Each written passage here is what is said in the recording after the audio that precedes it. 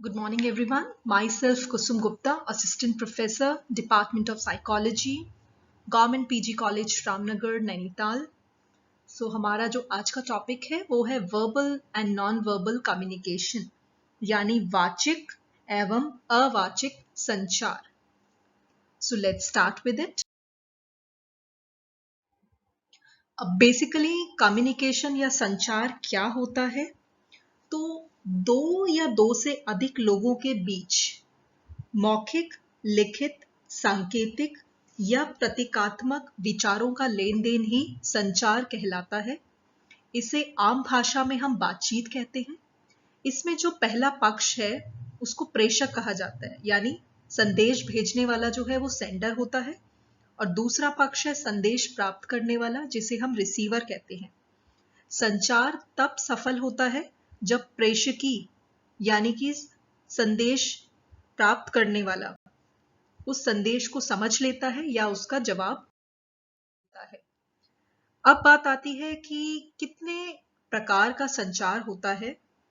तो हमारे पास दो प्रकार के संचार हैं, दो तरह के कम्युनिकेशन होते हैं टाइप्स में.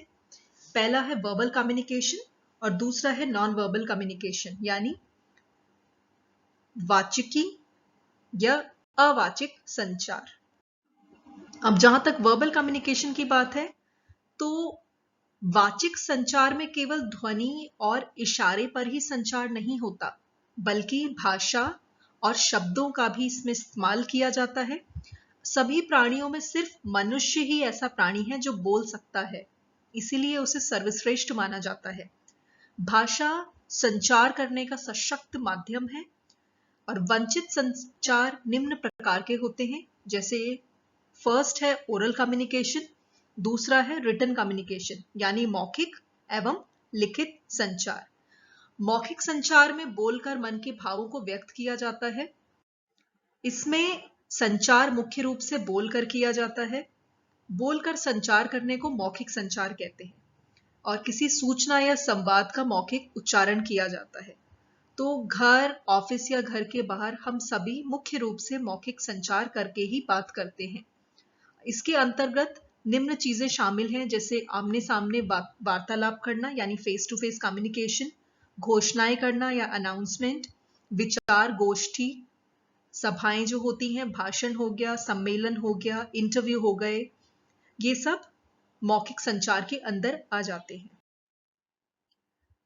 अब है लिखित संचार. इस प्रकार के संचार में लिखकर संदेश का आदान प्रदान किया जाता है. इसके अंतर्गत सोशल मीडिया पर लिखकर संचार करना, जीमेल पर लिखना, पत्र लेखन, ईमेल, फैक्स, इंस्टाग्राम, ये सब चीजें इसके एग्जाम्पल्स हैं लिखित संचार के.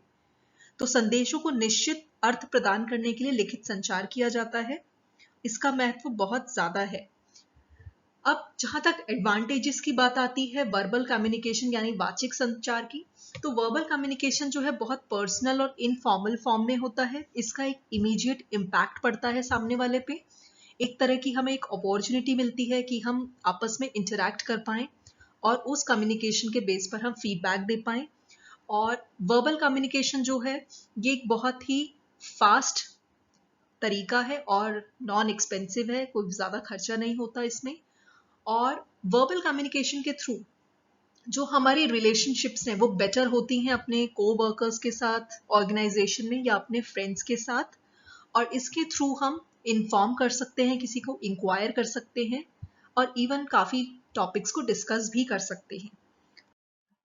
इसके कुछ डिसएडवांटेजेस भी हैं, जैसे अगर आपने कोई बात आपके मुंह से निकल गई, आप उसको दोबारा वापस नहीं ले सकते, और आप जल्दी से मुंह से निकली हुई बात जो है वापस ले भी नहीं सकते हैं और उसको भूलना भी बहुत मुश्किल है, और कोई लीगल एविडेंस नहीं है ओरल कम्युनिकेशन का. So these are the disadvantages.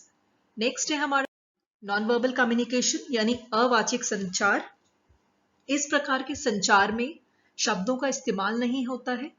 भावनाओं, अभिव्यक्ति को व्यक्त करने के लिए चिन्ह, भाव भंगिमा, संकेतों, इशारों का इस्तेमाल किया जाता है. जैसे कि इसमें जेस्चर ज्यादा आ जाते हैं, फेशियल एक्सप्रेशंस आते हैं, eye contact, touching, wordless messages होते हैं, इवन आपकी पिच, आपका स्पीड, आपका वॉल्यूम ऑफ वॉइस, आपका ड्रेस अपीयरेंस, ये सब नॉन वर्बल कम्युनिकेशन का काम करते हैं।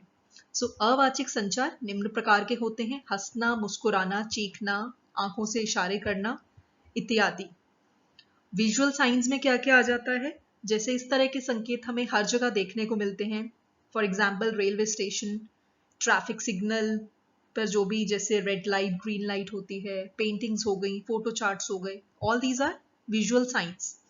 Then audio signs, audio signs में आ जाता है जैसे एम्बुलेंस की सायरन की आवाज सुनकर हम जान जाते हैं कि कोई पेशेंट को लेकर जा रहा है। युद्ध के समय, वॉर के टाइम पे ब्लैकआउट की आवाज होती है जिससे युद्ध शुरू होने की जानकारी मिलती है। That is audio sign. इसी तरह कॉलेज में जो हर पीरियड खत्म होने पर जो घंटी बजती है दूसरे पीरियड की, तो इससे हमें क्या पता लगता है कि हमारा नेक्स्ट क्लास स्टार्ट होने वाला है। Then comes body language. इसके अंदर विभिन्न प्रकार की भाव भंगिमाएं और संकेत आते हैं जो हम अपने शरीर के विभिन्न अंगों से करते हैं, जैसे आंखों से इशारे करना, हाथ से इशारा करना, सिर हिलाकर हाँ या ना कहना, चेहरे की भाव भंगिमा इत्यादि। और नेक्स्ट आ जाता है इसमें पैरा लैंग्वेज। ये भी अवाचिक संचार का एक माध्यम है और यह मौखिक संचार को और अधिक प्रभावशाली बना देता है।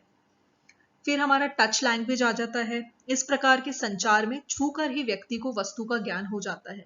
जैसे गर्म ठंडा पानी का ग्लास छूने पर हमें पता लग जाता है कि पानी ठंडा है या गर्म। इसी तरह कोई ब्लाइंड होता है, वो व्यक्ति ब्रेल लिपि के थ्रू स्पर्श करके पढ़ लेता है और ये जान जाता है कि क्या लिखा हुआ है। So this is non verbal communication. अब इसके कुछ एडवांटेजेस हैं, वो क्या है? इसके थ्रू हम कम्युनिकेट कर पाते हैं उन चीजों पर जो कि हमें मुश्किल होती है सुनने में या समझने में।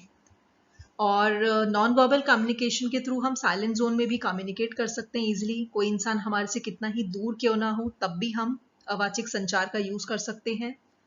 इसके थ्रू हमें हेल्प होती है किसी भी ऐसे इंसान से कम्युनिकेट करने में जो हमारी भाषा को नहीं समझ सकता। Non verbal communication culturally determined होता है और इसमें हमारे फीलिंग्स एंड इमोशंस का भी बहुत इंपॉर्टेंट रोल है। डिसएडवांटेजेस क्या है? कि इसको हम नॉन वर्बल कम्युनिकेशन को हम या अवाचिक संचार को हम एज अ पब्लिक टूल नहीं यूज कर सकते हैं।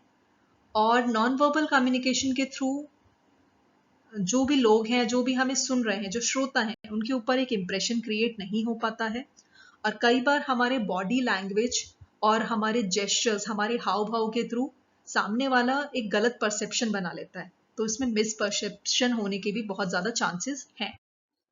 अब types of non verbal communication क्या है? फेशियल एक्सप्रेशंस हो गए, जेस्चर्स हो गए, बॉडी लैंग्वेज एंड पॉस्चर है, और आई कॉन्टैक्ट।